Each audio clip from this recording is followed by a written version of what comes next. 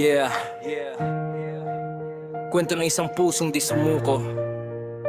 Para sa'yo to, Maamlin si. Nung bata pa siya, kulang sa aruga, pagmamahal ng magulang hindi naranasan pa. Sa lolo't lola, doon siya lumaki, tiyahin ng kabay, siya ang nagbigay ng ngiti.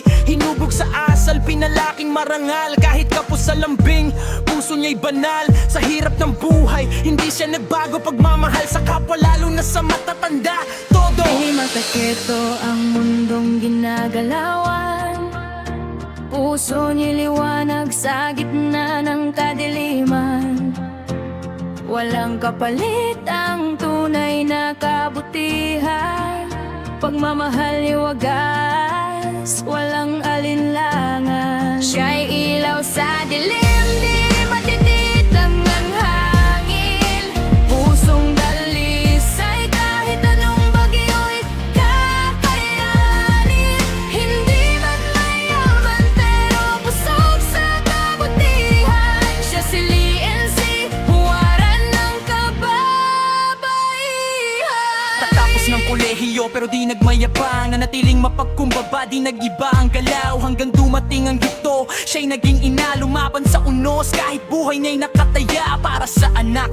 Isinuko ang lahat, katanyagan man, kayang iwan agad, hindi iniwan sa gitna ng kalupitan. Piniling maging sandalan sa bawat kahirapan, marami mang galit, di siya naunawan, pero mas marami ang humanga sa paninindigan. Kahit tinalikuran ng ama ang bata, puno pa rin ng pagmamahal, walang pagkukulang na nadama. Siya'y ilaw sa dilim, di matitinag ng hangin, pusong dalisay kahit anong bagyo'y kakayanin. Hindi man mayaman pero busog sa kabutihan, siya si LNC, huwaran ng kababaihan.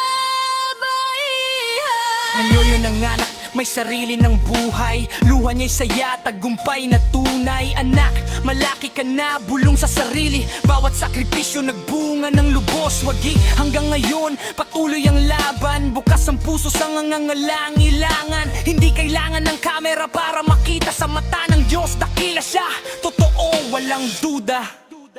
Hindi pa kitang tao, hindi naghahanap ng papuri, kabutihan niya'y likas, hindi kailanman mapapawi.